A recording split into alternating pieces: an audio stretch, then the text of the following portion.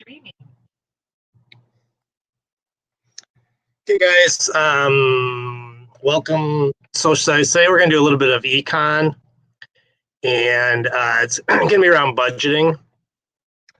So this says, where's all your money go? No matter how much money you earn, a careful budget lets you know exactly what happens to your cash. It says below are 3 different cash flow scenarios over a month. Review the numbers to determine who's breaking the bank and who will meet their goals the soonest. Okay. So this first one says Nate is a junior in high school. He works 15 hours a week at the mall. His net income after tax is $600 a month. Lives with his parents, so he doesn't have rent, utility, or food expenses. So older brother owns a car, lets him borrow it to drive to work for $50 each month. Otherwise, Nate takes the bus. He wants to buy a car, so he puts any leftover money towards savings. Nate also pays for his cell phone and personal expenses, such as going to movies, buying video games, and purchasing gifts.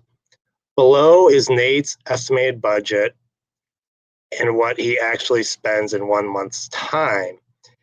It says, analyze Nate's spending to determine why he is not on track for that save new car and what changes he can make.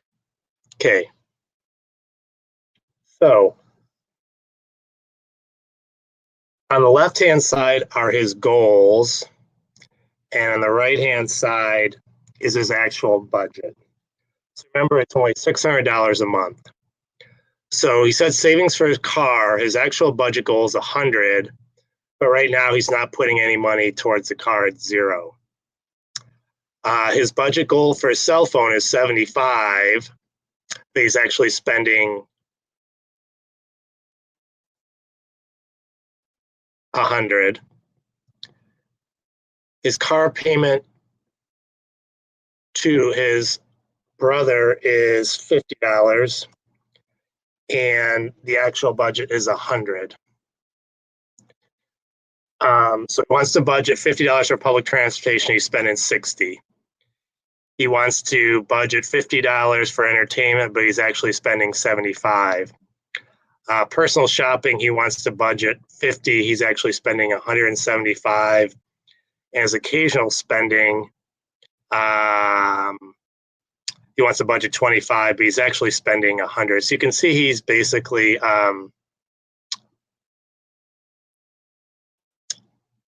actually spending $600. His budget goals are 400. So he's basically about $200 over kind of what his goals are. And that 200 could be going towards the car. So what we would do, we'd look at when the left-hand column, his goals aren't meeting his budget. So the first one's savings for the car.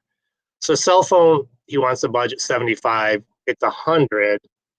That one would be, you guys, kind of an easy fix. Somehow he's got to try to find like maybe a different carrier or a different plan to cut that down by $25. Okay. His budget goal is 50. I don't know why he's paying 100. He should only pay his brother 50 if that's what he's saying he's paying. Okay, he's spending $60 on public transportation instead of 50. That one, that one maybe there's not much he can do, because if he needs to get to work and his bus pass or bus tickets are $60, whatever it may be, that one's tough. Maybe he could find a ride to work, maybe get dropped off. Somehow maybe he could take that one down. His entertainment, he only wants to spend 50, but he's spending 65. So he's got to maybe cut something out of his entertainment budget. Personal shopping is way over. It's 175. He only wants to spend 50. So he's got to do something to curtail his personal shopping. And then the occasional spending, gifts, repairs, etc. He's $75 over in that. So those things in the right-hand column, he's got to figure a way of kind of lowering those and get them down to actual his goals. And the biggest one you can see is the personal shopping. He's about $125 over that one.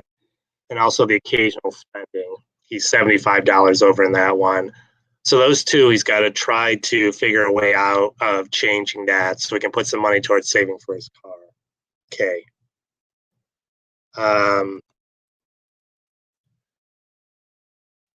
So This one says scenario 2, Maria just graduated from college and accepted her first job as a media manager for a real estate company. She can't believe her monthly net income is $3,000.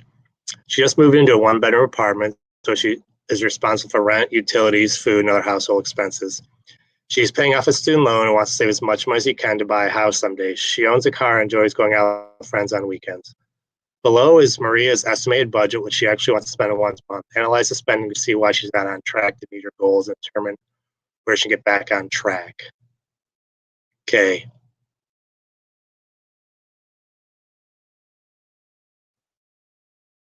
This one isn't so bad. So she wants to put $450 away for the house, and she's only actually putting $150. It's not quite reaching that. So her rent is $600, and she pays $600.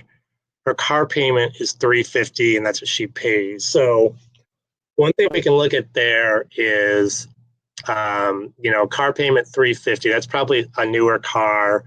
She could look at maybe trading in and get something a little bit cheaper. Remember, because her goal is to be able to buy a house, so she wants to get to $450, and she's $300 short of that. So somehow she's got to make up that $300. So that car payment is something you have to look at. The insurance too, $150 a month. She's young, so it might be a little more expensive. But if she basically traded in her car, maybe her insurance goes down a little bit. Those things usually go hand in hand. Her internet is 110 cable TV, so you could look at, once again, trying to get a different plan, or maybe cutting out one. Because remember, her goal is to buy that house, so she's going to have to make some sacrifices. And then cell phone, once again, she wants to budget 75, but she's actually spending 105. So that's something she could look at too. So she's obviously going to have to make some sacrifices if she's really wants to get up to $450 a month. One thing too, the apartment, $600. We could always say you could look for a cheaper apartment. All these things, they take some work. Moving is really, it's not a fun experience. If she likes her apartment, that's something, you're really going to have to ask yourself, do I want to move? Because my long range goal is to buy instead of rent. So maybe she looks at moving into a cheaper apartment. Maybe she looks at getting a roommate, charging, the roommate half. That way her rent's only $300. And right there, she's up to $450 a month with her savings for the house. She can cut her rent in half somehow. So those are all options she can look at. Okay. And then down here, look, she wants to spend $100 on gas, but she's spending $175. That's one thing too. I don't know, maybe you walk some places, maybe you get rides with friends, maybe you're not always driving. She's spending $50 more a month on food. That one's probably an easier fix. Entertainment, she wants 100, she's spending 250. Once again, she's probably spending too much on entertainment. Personal shopping, she's $225 over. Utilities, she's $75 over. And basically, the occasional spending, she's almost $100 over. So she's about $400 over her budget. Okay, so somehow she's got to make some changes over here. And these, once again, your food, entertainment, personal shopping, those are all things you can certainly make changes in. Okay, we're going to do one more. So it says Jamal is a senior in high school and works 30 hours a week at a neighborhood coffee shop. His net income after taxes is $1,500. He's saving up for college. He owns a car and makes payments each month, but lives with his parents, so he saves on rent, utilities, and food costs. He occasionally goes out with friends and buy things for himself, but he tries to hold back on these things so he can save more for college next year. Below is Jamal's estimated budget, what he actually spent on a month's time. Analyze his spending to see why he's not on track to meet his goals and determine what can get back on track. Okay. So College savings, he wants to put 870. He's only putting 820.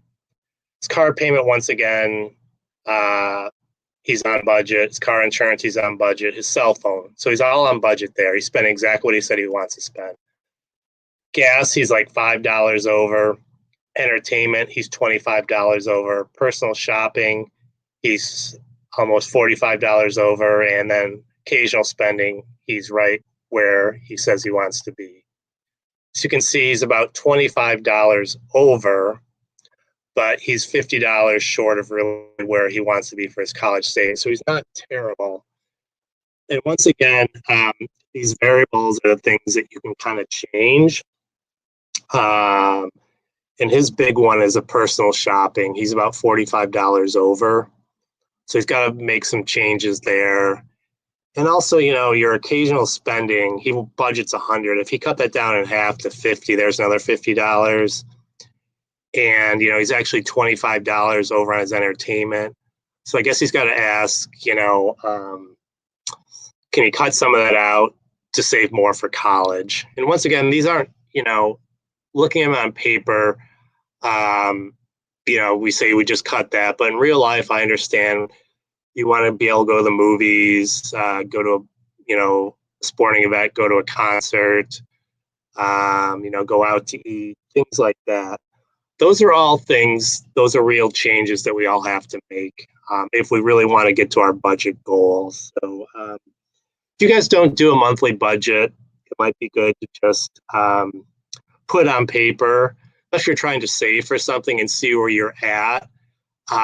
Because if you're not doing a budget, you really don't know how much you're spending. I think it's just a good idea to get an idea where your money goes each month. And that way, where you know where it goes, you can make a plan to try to make some changes if that's something you want to do. If you're happy where you're at, that's great. But I think it's still good to, be able to have some money in a savings account just in case an emergency happens. I know right now it's kind of difficult for a lot of us. Most Americans don't have money in their savings account, or they do, but not like, I think, less than $1,000. I think very few people have over $1,000. It's just something to think about. It's important for us sometimes to have savings in case, your car breaks down, something happens to your house.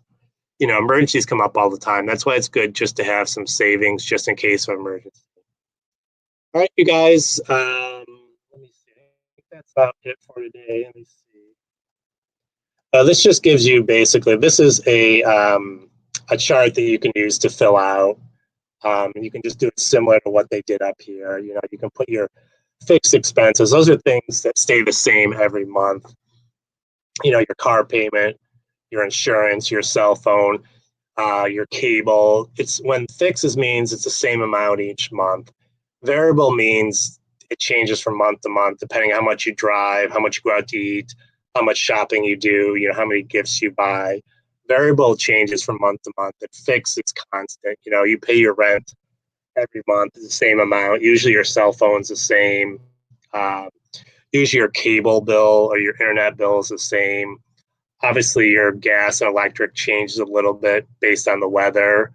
That might be a variable one. But you do have some fixed expenses. They're the same every month. Your car insurance, like car payments. So that's really what the difference is.